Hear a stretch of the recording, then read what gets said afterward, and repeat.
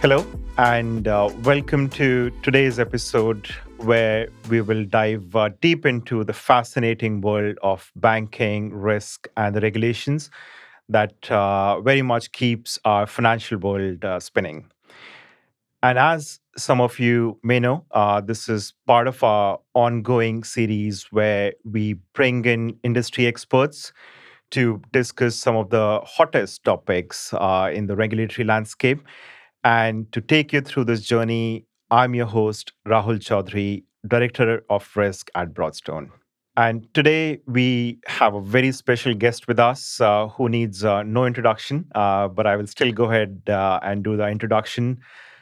She's the Chief Model Risk Officer at Virgin Money and is often referred to as the Sherlock Holmes of risk management. So please join me in welcoming one and only Nidhi Agarwal. Nidhi, ready to solve some of the regulatory mysteries with us? Absolutely, Rahul. Very interesting introduction. Very glad to be here. So, thank you for having me. And yeah, let's follow the clues and see where the risk trail leads us. Thanks, Nidhi. And before we dive into all the risk and regulations in banking and some of the technical and fun topics, I would say, it'll be great to hear about your remarkable professional journey. And I'm personally a big fan of your journey, which is not just inspiring for me, but I'm sure our listeners will find it very useful as well. Those who are starting or in the mid of their journey in the risk world.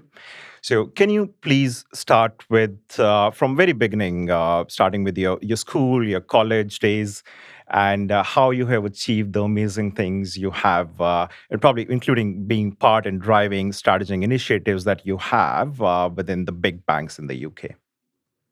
Of course, I started my journey with a very strong foundation in mathematics. I'm a double master's in maths, and my first master's was in pure maths, but my second master's in financial maths. So that allows me to sort of pursue my passion for quantitative analysis. I started job in risk modeling, and my career began with Lloyd's TSB. Post that, I've been at Barclays and then HSBC, and I've been working on developing risk models and then frameworks, and gradually then managing them. Now I lead a big function which does that. So I've had the privilege of working with some of the largest banks in the UK, really focusing on model risk management, regulatory compliance, and strategic risk initiatives. And yeah, it's been a very fulfilling journey so far of continuous learning, adapting to new challenges, and really staying ahead of the curve in a very evolving industry that we are in. Sounds very exciting, and I mean, I know about that, but every time I hear about it, it's incredibly inspiring.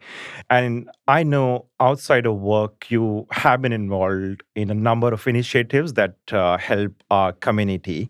So, can you please give us some background on some of the key things you have been involved in as well? Certainly. So outside of work, I'm very passionate about mentoring young professionals and students. You would see from my LinkedIn posts, I've been going into universities to teach them and helping them understand the careers in risk management and finance. So modules on risk management and finance is what I've been doing so far.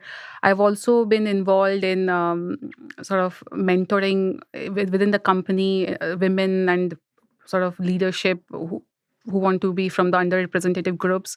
I've also been collaborating with industry forums and think tanks to drive conversations really around sustainable risk, finance, and recently on AI in banking. So giving back to the community really and just fostering that next generation of risk professionals is something that's very close to my heart.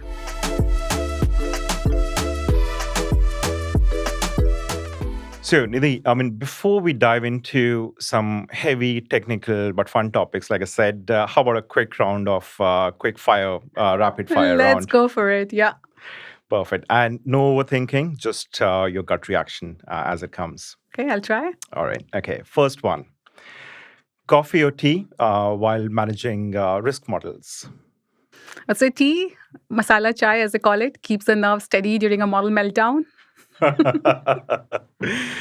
And second one, so if your career was a movie title, so what would it be? The good, the bad, and the risk averse. Oh, I love it.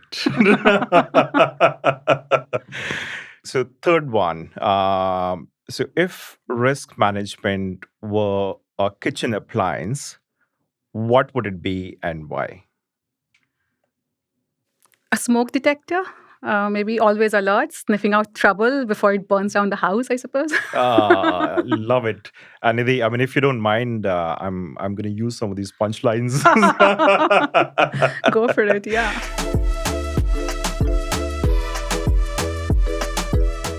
So let's move on to some of the meatier topics, and the first one to start is just the evolving banking landscape, which we keep talking about, and we know it's very interesting.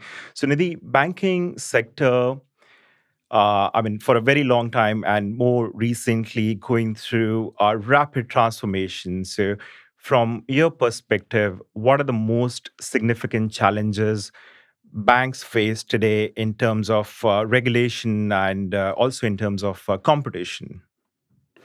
It's a perfect storm, isn't it, Rahul? Banks are juggling right now with stricter regulations like Basel 3.1. There's a lot of rising customer expectations for digital innovation with AI around us, and then the geopolitical volatility that we are all surrounded with. So the key challenge really will be in how we balance compliance with agility. Yeah, no, absolutely. And Nidhi, you mentioned regulations, and banks today face a tsunami of regulations, be it new IB modeling related regulations or the likes of, like you said, Basel 3.1, climate disclosures. And I mean, the Basel, I mean, now we are on 3.1, but it started back in 1988. So we have had different versions of it as we have gone along. So, how do institutions keep up? I'm totally Rahul. It's like playing chess whilst juggling. Banks really need agile frameworks to get them through this journey. They need tech support, tech partnerships.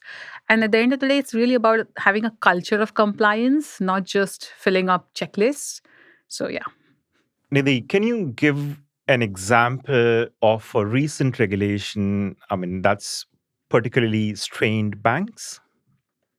I mean, there are plenty, but if I have to take one, let's take the climate risk Hmm. disclosures, right? The EU's CSRD and the UK's TCFD requirements demand very granular data capture on carbon footprint and transition plans. Yeah, Many banks currently lack the systems really to track this efficiently. yeah, And then it eventually just ends up being a last minute scramble for everybody to get it put together.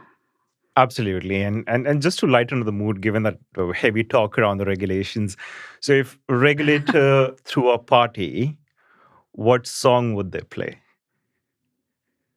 I don't know, Under Pressure by Queen, maybe. Perfect. Love the song. I mean, let us see if we can actually play a snippet of that song. Maybe not, given the copyright issues, and not sure. And yeah, well, probably I can check with my compliance team. And actually, on that note, note for the listeners that if you are in doubt, always consult your compliance team. They will direct you in the right and the safe direction, as always. And Nidhi, actually, the song is stuck in my head. Pushing down, pressing down on you. Sorry, it's. I mean, I definitely can't sing, so I'm in the right profession. I'll stick with risk management. Moving on to the next topic within the evolving landscape. I mean, there is a. I mean, fintechs versus traditional banks. Hmm. Fintechs are the cool kids on the block. Are traditional banks doomed, or is this a collaboration waiting to happen? Really, you can't say they're doomed. Banks bring trust and infrastructure, right? And what fintechs do is they bring speed and innovation. So they both have a part to play. And together, I would say they're the Avengers of finance, right? Yeah, absolutely. Marriage made in heaven. Yes. And I mean, within that, so what specific areas do you see as the most promising one for Mhm. collaboration between these two? Plenty. Maybe we can take examples like open banking, Hmm. real time payments, AI driven customer insights. Fraud detection and cybersecurity is a big one. There are Hmm. lots of such examples where collaboration can be extremely useful. Yeah. Lately, following all the different news that comes out in the market, there's a lot of alliance happening between fintechs and the big firms, which is very exciting, and Hmm. I'm pretty sure it's going to continue to happen as well. So thanks for that. And moving to the next one, Nidhi, around geopolitical risk, which we hear quite a lot, from trade wars to crypto crackdowns. How do banks prepare for the unpredictable? Very good. And that's going to just increase, right? The unpredictability around us, as we discussed, the geopolitical risk. So, scenario planning will be the real key in my mind. You think of it as like choose your own adventure book, Hmm. where every ending involves a stress testing. And Yeah, if you can survive that, that's when you know that you will be geared up for the unknowns coming to you. perfect. I mean, our regulators' favorite always. Yes. So, and Nidhi, I mean, just following up on that. So, how do sanctions like these? How do banks keep up with those? So sanctions definitely create a compliance minefield, right? It's about banks needing to screen every transaction in real time, update systems overnight. Sometimes it's required to freeze assets, and all whilst trying to still make sure that you avoid the collateral damage to Hmm. legitimate customers. Hmm. So it is a big task in itself. Yeah, indeed, scary if you get it wrong. Yeah, So, absolutely. exactly. Thanks, Nidhi, for that.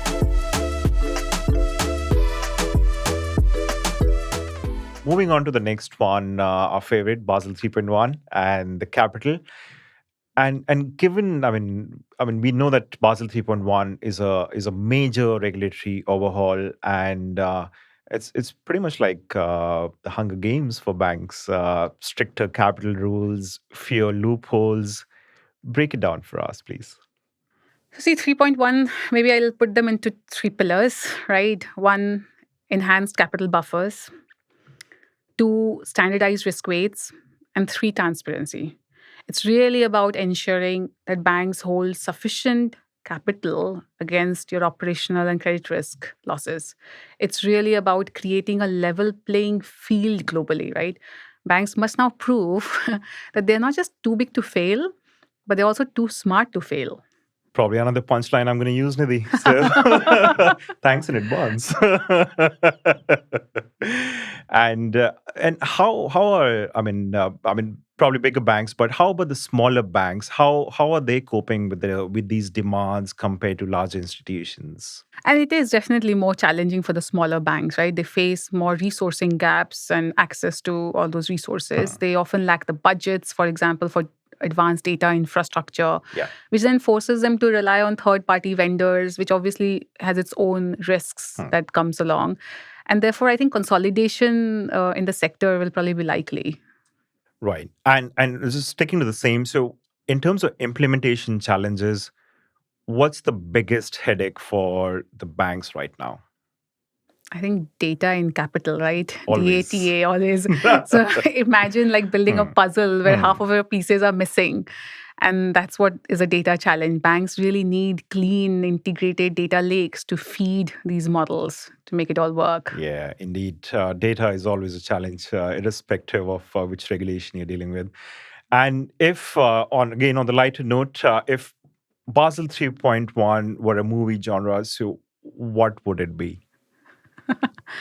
Maybe a heist thriller, I would say. Banks racing against the clock to meet deadlines.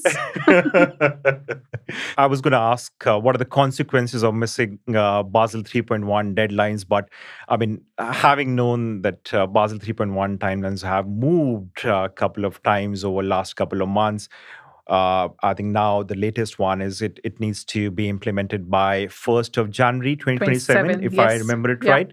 But I mean, there are a lot of other things into consideration at this point. But assuming we are going to stick with those timelines, so what are the challenges that you see? Challenges in terms of delivering, or challenges in terms of if we don't deliver by that date, what happens? So challenges in terms of if you don't deliver on time. If you don't deliver on time, of course, you will be facing the wrath of the regulators through regulatory penalties or Yeah. capital add-ons, or, I mean, in fact, reputational damage, right, overall. So, yeah, I mean, people are looking at compliance much more strictly, and therefore meeting these things from a governance point of view is critical.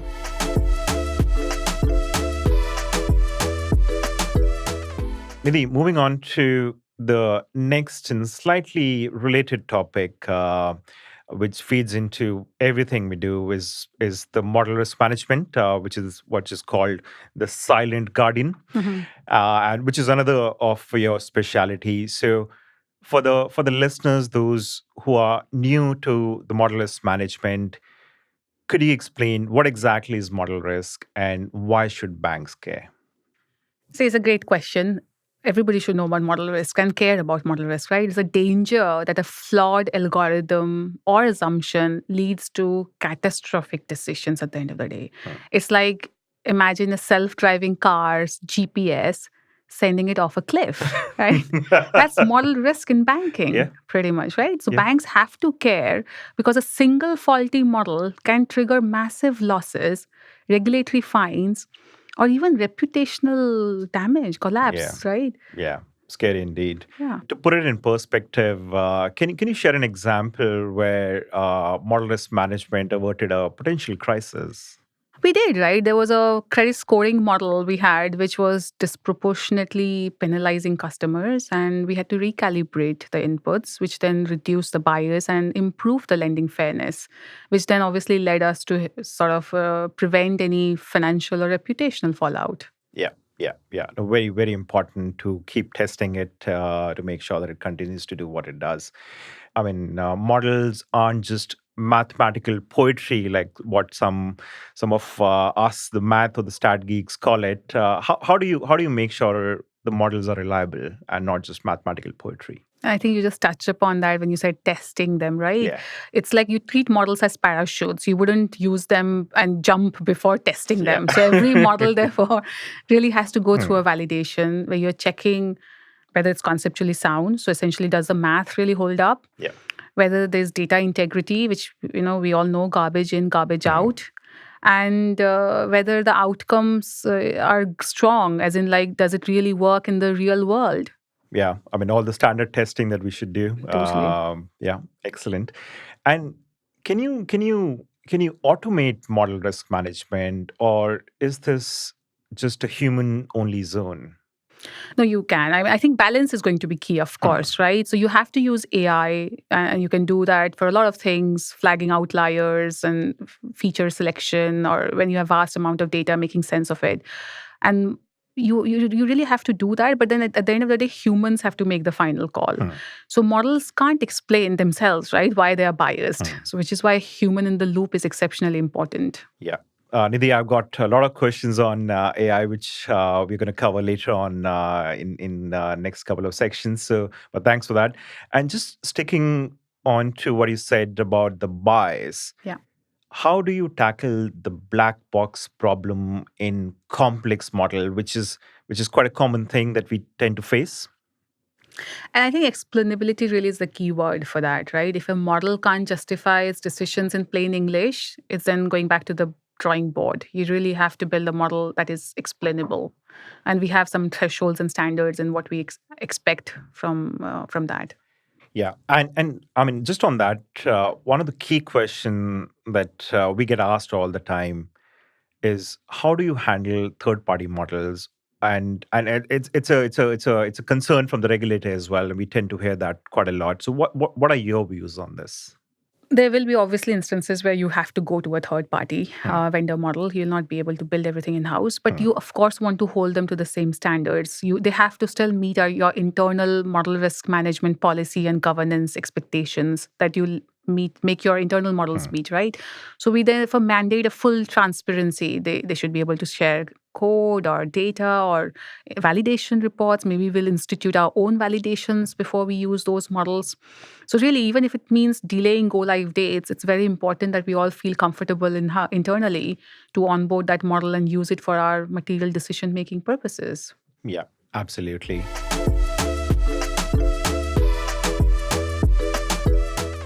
Moving on to one of another of my favorite topic on which a regulator has been publishing a lot of guidance around climate risk. Yeah. So climate risk is increasingly on the radar for banks and for the regulator as well. So how are institutions integrating these risks into their strategic planning? By making themselves more forward looking, right? It's about really embedding stress testing, climate scenarios into your stress testing exercises and loan pricing. And institutions have started doing that quite a lot. There was a CBES exercise run by the PRA, which was a good example. If you have a mortgage in a flood prone area, you will obviously want to have a higher risk premium for that versus not in a flood prone area. So those things you have to start building in your decision making process now. Yeah. From your perspective, what do you think? What role should regulators play in standardizing the climate risk frameworks? I think it'll evolve. We're not there fully yet, but I think regulators should start harmonizing the definitions for the metrics like carbon footprints, transition timelines. And I think the UK, like I mentioned, the UK CBES exercise conducted by the PRA was a step in the right direction, to Yeah. be honest. It's a great example.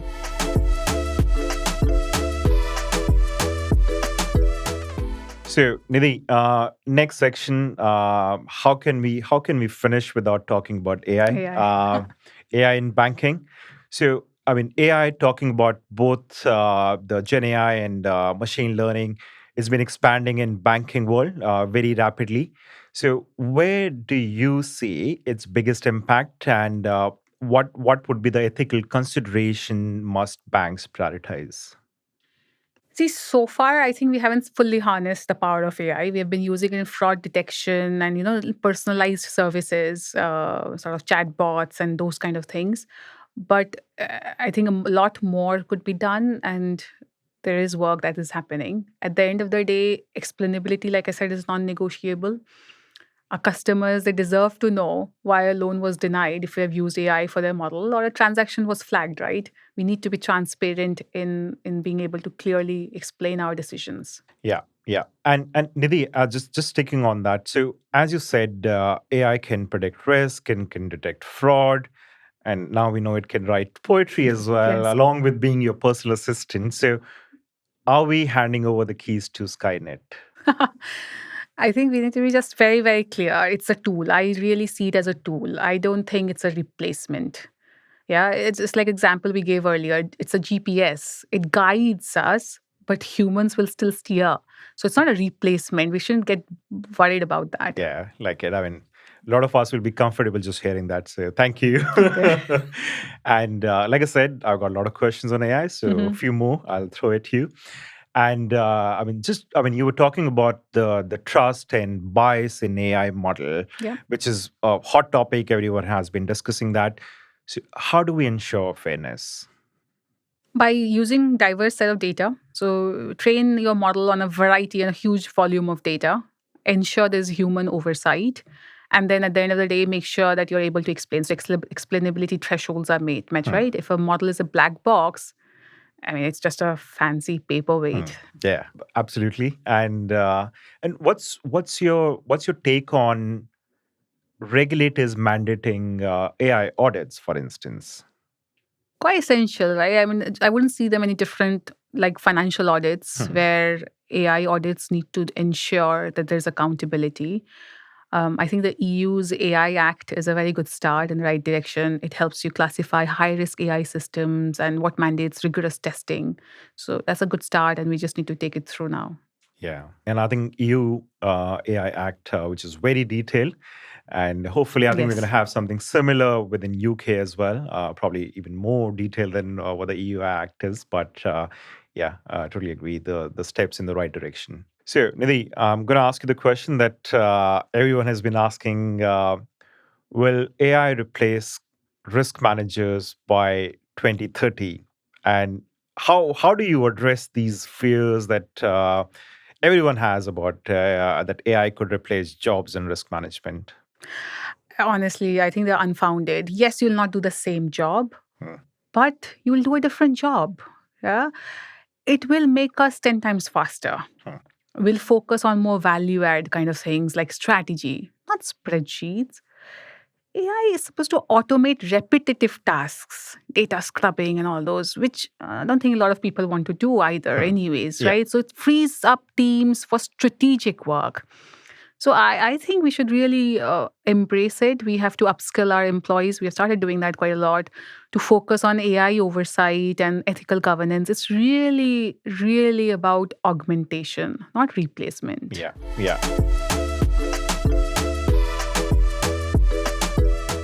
So before we wrap up, I mean, if you could leave our listeners with one mantra, what would it be?